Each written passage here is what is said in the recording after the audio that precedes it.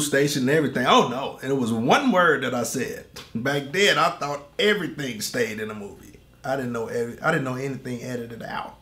I didn't know they edited out parts. I was like, hey, I got a speaking part. It's going to be in the movie. Man, I was calling up Ebony, Jet magazine, everything. One word, and it was copy. That never made the screen. But I always got residuals from it, though, because I was under contract.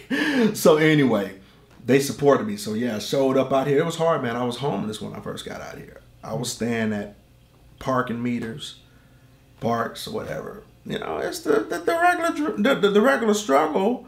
But hey, every struggle is different. You know, I was sleeping in my car. You know, I was homeless, got a place, staying in an old folks' home. Because one of the agents that worked at my agency got approved to stay in an old folks' home, and I was his caretaker. But he wasn't ready to move in there yet. So I was staying in the senior citizens' home. Then when he decided to move in, I had to move out. Then I was back on the streets again. So yeah, it was pretty hard, man. It was pretty hard. What kind of work did you do to support your career in the meantime? Wow. Restaurant, man. I was working for Red Lobster. Red Lobster was one of my keys to success. I met a lot of good, close friends that I have now to this day at Red Lobster. But I was a server, waiting tables, man. So I transferred from Red Lobster in Atlanta, where I got pretty much discovered at, where I got my agent out here, and I transferred out here to the Red Lobster in Beverly Hills. I said, wow, I'm going to go work for Red Lobster in Beverly Hills. I won't be there long because I'm going to blow up. I'm about to do my thing. I'm an actor. So it ain't going to be long before I'm on TV. And so I worked at a restaurant to support what I did until, you know, I got my first TV show. Even after my first TV show was 5 years later, man, 2005. I struggled at restaurants, man. I performed from here to New York, back to Atlanta, back to LA. But I never gave up on being in LA. Even though I traveled and I had to take a quick break or whatever, I came back. Then next thing you know, I was struggling again. But boom, 2005, I hit my first TV show, and that was The Shield on FX. And still kept my restaurant job. You know, I would go to the restaurant and be like, I seen you on TV, you know. But it was a national commercial that got me started, and which launched me into becoming a full-time actor. And, you know, I booked a Dr. Pepper commercial, and man, commercial money would definitely turn you into a full-time actor because it's good money, man. On them big national commercials, you can make, at that time, if it's running well, you can make $30,000 in 3 months. And from there, it just launched me into a full-time actor, man. And I started doing TV show after TV show after that. You talked a little bit about your family supporting what you do as an artist to a degree. Could you get more specific how they did that? Or? Oh, man. First of all, they raised me to keep God first. You know, that's the first supporter. You know, that's who created my family. God, the universe. That's who gave them life and who gave me life. And you know, when I was growing up, we grew up in a trailer, man.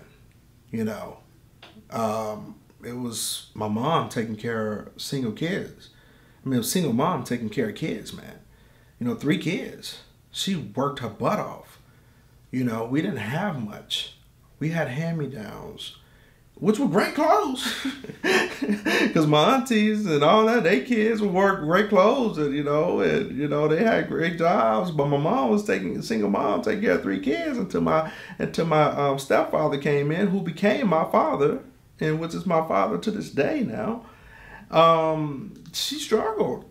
We struggled. They wanted to see better.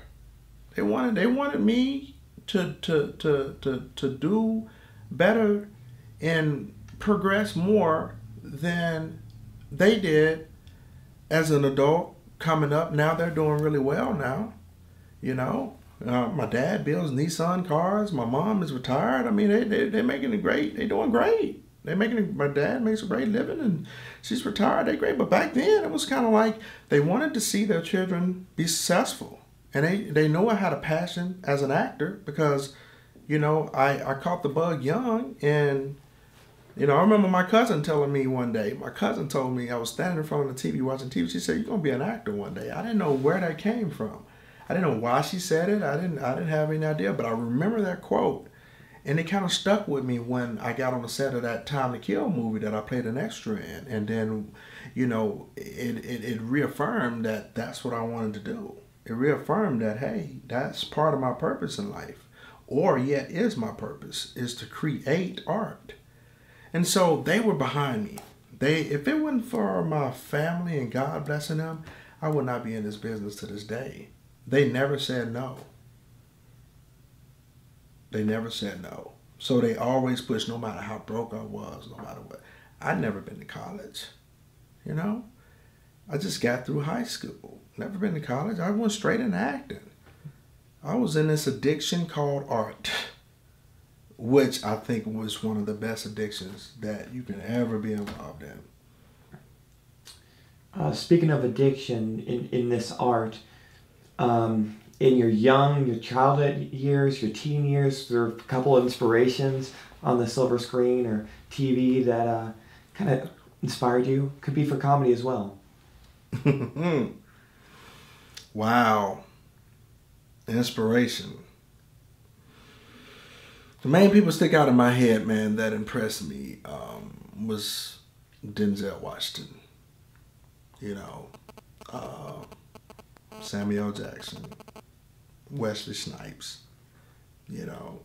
Wesley Snipes was my hero. A lot of people don't realize Wesley Snipes was like the first black action hero in the movies, man. So I wanted to be, at one point, I wanted to kick butt like Wesley Snipes, man, to save the world. Samuel Jackson, when I seen him in Jungle Fever, when I seen Denzel Washington, Mo Better Blues, I related to them because they were black. And I figured if I want to be an artist, I'm going to watch some black actors to see how their perspective is, because that's where I come from. That's my culture. And then I got into Anthony Hopkins, which is white. I got into Harrison Ford in The Fugitive. And I seen how these actors portrayed. Each actor had a character flaw about them. And what I mean by that is a character flaw was always something different about them that would be considered flaws. Every one of them had experience, which when in life, in order to portray a character, you have to have flaws. So that's what I learned from them. And each one of them were like dads to me because they were flawed. And that's what made them so good, because they can relate to the characters that they played. And as far as comedy, it was Richard Pryor and George Carlin, man. I would watch Richard Pryor over and over again, man. Richard Pryor live and George Carlin, all his HBO specials, and how observational he was. He's a legend in my eyes. And Richard Pryor's a legend in my eyes, Eddie Murphy. And that's who pretty much paved the way in my brain in order to become a stand-up comic. And the acting side is all those actors I just told you about. But the one that really sticks out the most, I would say, would be Denzel Washington. And somebody who I dream of working with someday. Someone who really wants to get in the acting business, what advice do you have to them that's really practical, it's really sweet? Could be bullet points. Don't kill yourself. Don't kill yourself. And what I mean by that is, there's a physical aspect of killing yourself and there's a mental aspect of killing yourself. And don't kill yourself is basically don't give up.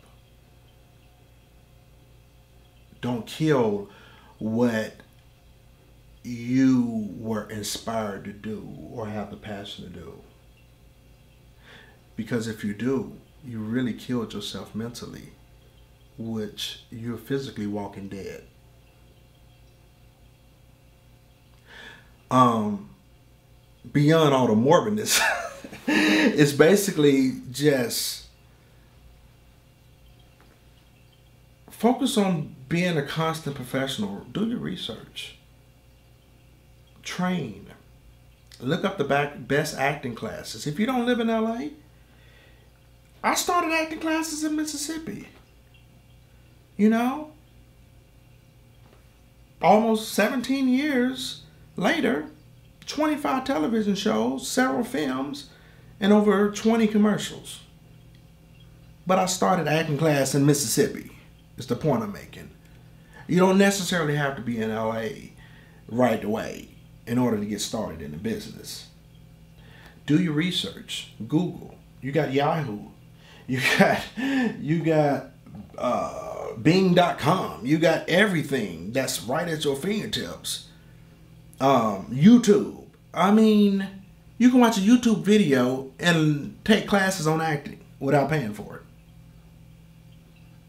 There's no reason why you shouldn't be prepared